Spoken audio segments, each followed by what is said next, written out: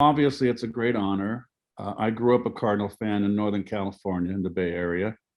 I have connection to the Cardinals through my father and Stan Musial, who served in World War II together at Pearl Harbor in the Navy and played on the Navy team. So Stan left us tickets when I was a 8-year-old, 9-year-old at Candlestick Park when they come and play the Giants. So I was sold on the Cardinals.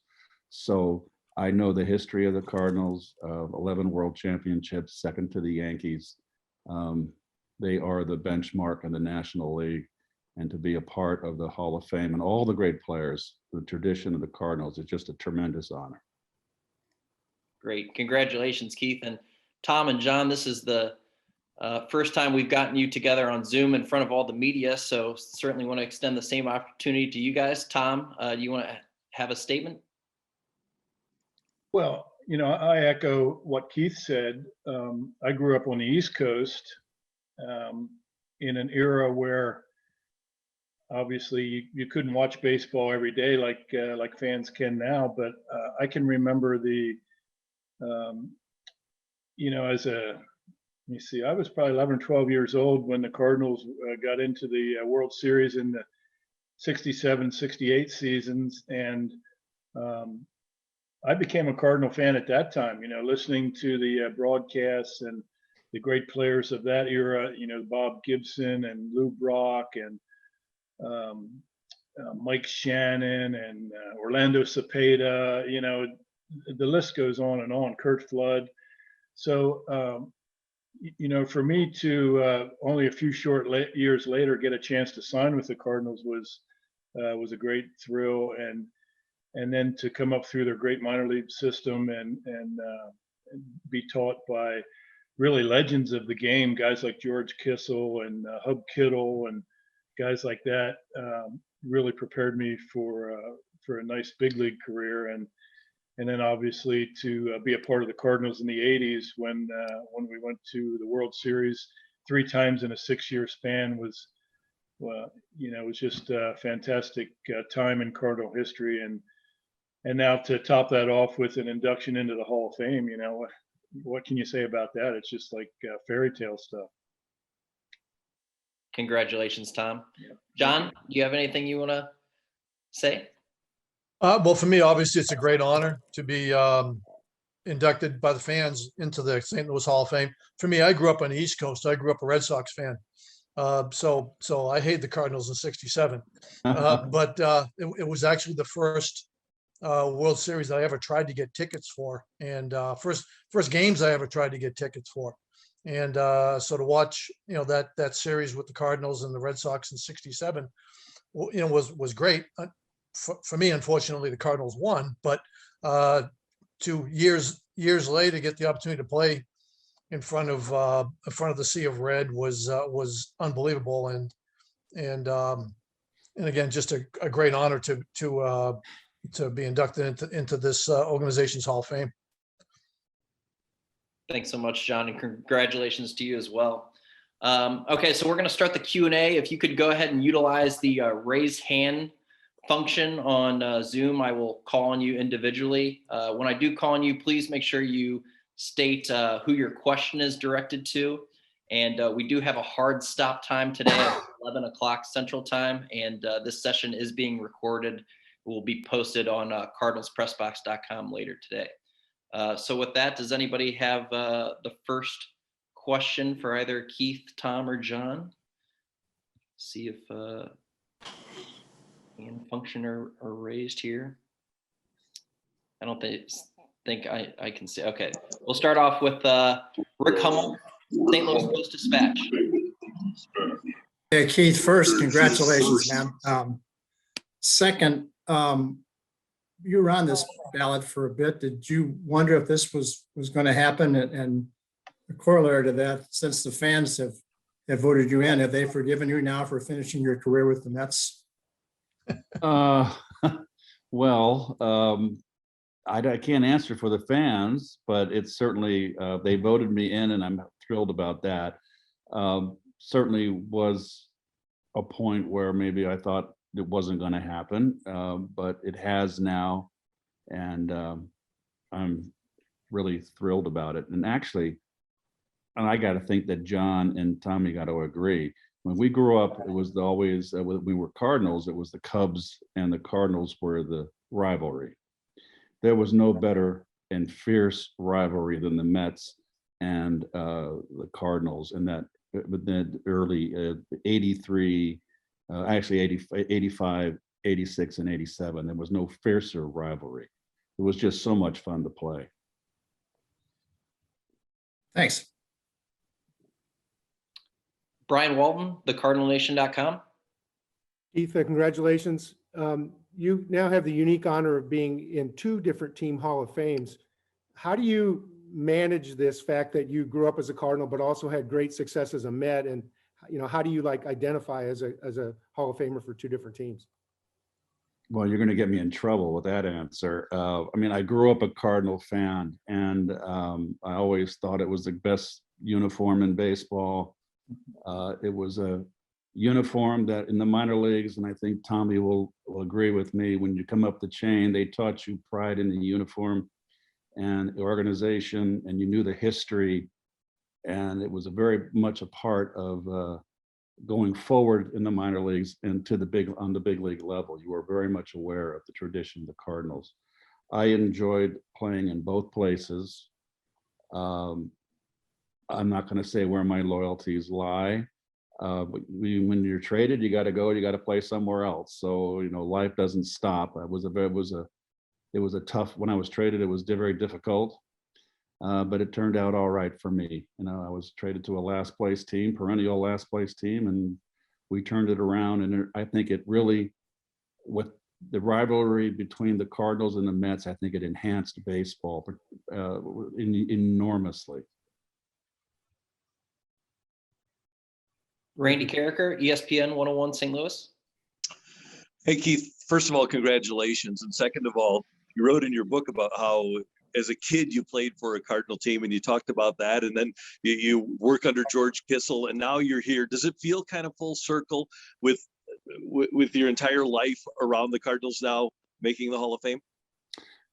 Well, think about it. I mean, Tommy grew up in Pennsylvania, John in Boston. I grew up in Northern California. We wanted to be major league players, and to fulfill our dream is just incredible. And then now this is kind of like the cherry on top, to be in this illustrious organization with so much tradition and so many great players, to be in the Hall of Fame.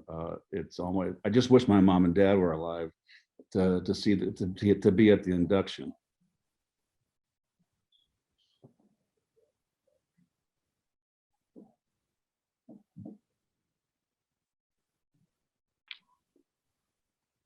Derek Gould, St. Louis Post-Dispatch.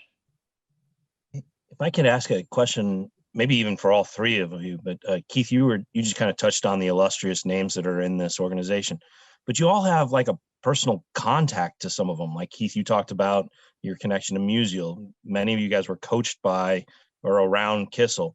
How does that kind of mark the Cardinals organization? The fact that it's not just like looking up at plaques, but you're looking up at living history, or able to like connect with them, and what that does for the organization, that you can interact with folks who have kind of set the standard. Well, I think with the players, game to day, with the players making a lot of money, and we certainly didn't miss out. We made good money in our day. I think what's lacking is what we were very fortunate was that when we were growing up in the minor leagues, I was managed by Ken Boyer in AAA. You had Bob Milliken, who was a relief pitcher, was our minor league pitching coach, at Dal Maxville. So you were surrounded by ex-Cardinals, and 18, 19, 20-year-old kid. You just like absorbed everything and learned so much from them. So there is definitely a connection, and it's just too bad that Lou and Bob and Red aren't here, because they meant so much to my career. And Ken, of course, Kenny Boyer, those 4 meant so much to my career, and I just wish they were there also, along with my parents. How about you, Tommy? Just the fact that you got to be around some of the players as people, as coaches, as contemporaries that you'll now join. Right. That was That was huge. My first big league spring training, Lou Brock was still on the roster, and actually Vern Rapp was the manager that year, and Big Vern. And I was called up, I think in 1979. That was the night that Lou Brock got his 3,000th hit. So I was part of that. That was a big thrill. And growing up in the Cardinal organization, what really stands out to me is, I think it's a little different these days, but winning was important throughout the organization. And, I won at every level. In 1975 in the Appalachian League in Johnson City, we won the Appy League title. 77, we won the Florida State League title. 78, we won the Texas League title. 79, we won the American Association.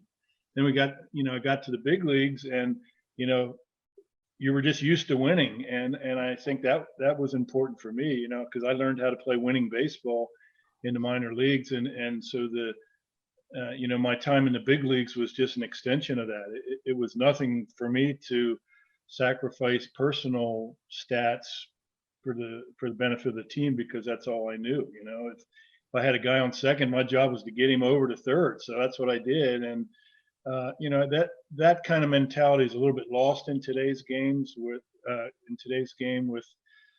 emphasis on individual numbers and the power game and so forth. But we played the right way, and I think that era in the 80s proves that, and obviously even before that. The 70s was a little bit of a rough patch for the Cardinals, but the late 60s and the 80s were just unbelievable, great Cardinal baseball winning traditions. And John, for you, what was that experience like, where you got to be around and see some of these players who had championships before you? Yeah, I mean, I'm kind of the odd guy out here as far as coming up through the system. I mean, I came up in the Red Sox organization, and it's a little bit different over there, but coming over to the Cardinals in 85, it didn't take long to watch the way that, the Brocks and the Gibsons and the Shandies and went about their business in spring training.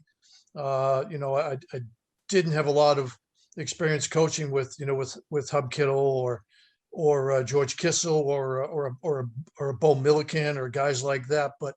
But just to see them there and to see them, Hub would take somebody, or George would take somebody out into the cages and work on bunting for 6 hours. It was just the way things were done. The Cardinals did things the right way, and like Tommy said, winning was expected, and I think that's why you see such a great tradition in St. Louis. The fans are outstanding because the organization and the players have been outstanding for so many years. Thank you. And if I may ask one quick question then of Keith as well, just to kind of wrap it up. Keith, what's the difference then between playing for an organization where you're trying to continue history versus the Mets where you were trying to make history? Well, there's a lot to overcome, and Tommy got a taste of it a little bit. But when I was traded there, they're like the little kid on the block to the Yankees, and I remember playing in the Cardinals, going into New York, and there'd just be a little one-column story, not even half the page in one column on the Met game, and the Yankees would have all the back pages, and it was hard to overcome that, and there's a lot of negativity that has to be overcome, which our 80s team did. But we did it because we were just, it was just so talented. I walked into just a bunch of guys that were, I was 30 years old, going on 30, and a bunch of kids that were 20, 21, 22, 23 that were so talented. And I remember my first spring training in '84, after around 10 days, I went, holy cow, they didn't squander their draft picks when they were finishing in last place. So I was very lucky that happened for me. It's an entirely different ball of wax. At St. Louis, we were kind of at the end of the Brock and Gibson, the 60s era. Lou was the last one. I came up, I actually replaced McCarver on the rotation. So that didn't sit well with Gibson. And Bob was always tough on me. And, but Lou, like Tommy said, was like my second dad. He took me under his wing. I don't know if I would have made it without him. And then we had some down periods, and then the new generation came up, and we finally put it together, and just glad to be a part of it. Thank you all. Thank you guys. Congratulations. Randy, do you have another question? Yeah, I do. This is for each of you guys at the risk of being the back in my day guy. Was there ever anything from a baseball perspective more compelling or better than the Cardinals Mets rivalry in 85, 86, 87? Go ahead, Tom, you take it. Yeah, well, I'm not sure where you want to go with that question, but you know, it was a tremendous rivalry. There's no doubt about it.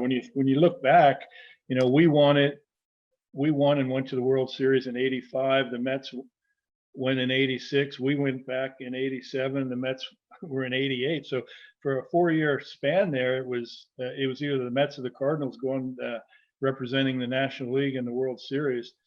And of course, those were the days when you had to win your division to even get in the playoffs, you know. So the in-season, you know, like the September games would always come down to a big series in New York or a big series in St. Louis, and it was just it was incredible, you know. And you know, I think our mentality was always that you know, we knew we were going to play the Mets 18 games, and basically we felt like if we could just split with them, you know, just hold our own against them, you know, we liked our chances because and that's basically what we did. You know, I think our success, the years where we were successful, we played the bad teams better than the Mets played them. You know, we always played, the Mets played us very tough, but sometimes it seems like, you know, they would lose to the Pirates. They'd lose a game to the Pirates, and you know, whereas we'd go into Pittsburgh and sweep the Pirates. And so you know, it was just a tremendous rivalry. And you know, when I actually went to the Mets then in the you know, I was traded from the Phillies to the Mets in 1990. You know, a lot of those guys were still there, and it was interesting for me to get injected into that locker room. And you know, I was accepted right away, and really gained some good friendships on the Mets. And they were in a little bit of a state of dysfunction when I got there, but you know, that was kind of the end of their run in the 80s, and they were trying to hang on for one last gasp, I guess. And unfortunately, I couldn't help them do that.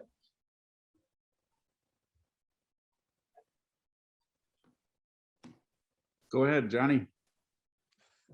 Oh yeah, I mean the rivalry between the Mets and the Cardinals was unbelievable. I mean, it were two teams that I don't want to say legitimately didn't like each other, because I think there was a mutual respect on both sides, but there was always billboard material going into one city or the other from one team or the other, talking smack in the newspaper. So it was, you know, you go back to, you know, Tommy Lasorda was the best at using that kind of stuff. Whitey didn't really use it so much, but it always gave a little bit added incentive when you were playing against the Mets, or I'm sure vice versa, with the lineup that the Mets had, and with the pitching staff that they had. Their pitching staff was unbelievable, and they were just always good series. I mean, they always went down to an extra inning home run, or you know, I remember, you know, beating them a couple of times 1-0 on late inning home runs, and then Strawberry hitting one off the clock in St. Louis to beat us at the end of 85. It was like, wow, they were just great games. They were fun games. And you know, there was animosity there occasionally. There was always the occasional hit batter, or George Foster would say something or would do something, and Coxie would drill him. It was a lot of fun. It really was a lot of fun.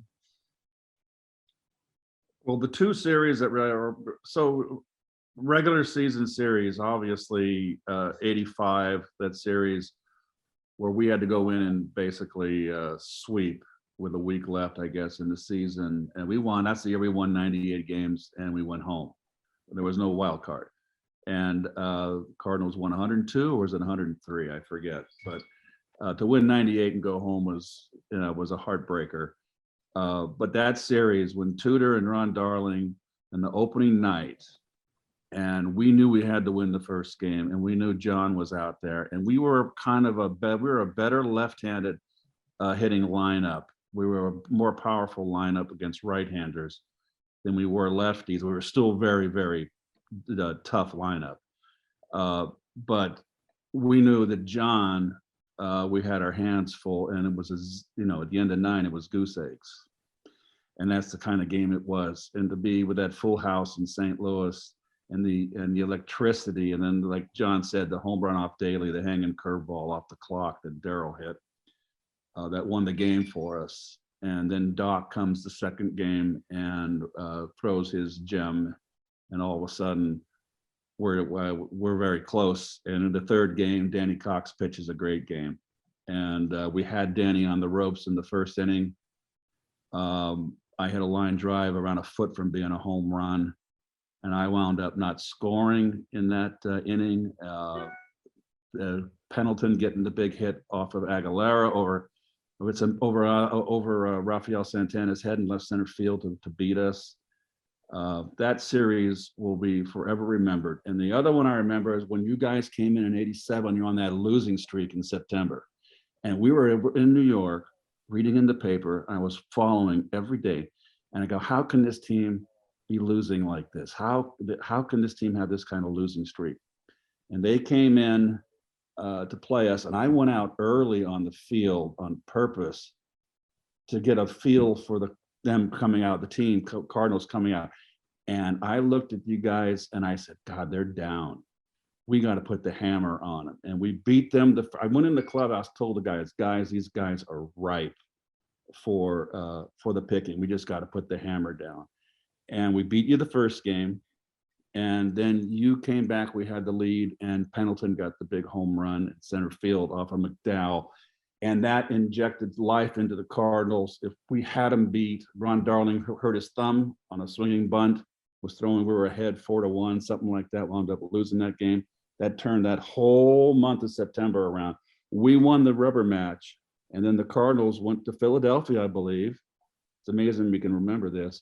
And they won the next 19 out of 21 games, and they deserved to win it. I mean, it was just those 2 years were unbelievable pennant races, and I'll never, never forget.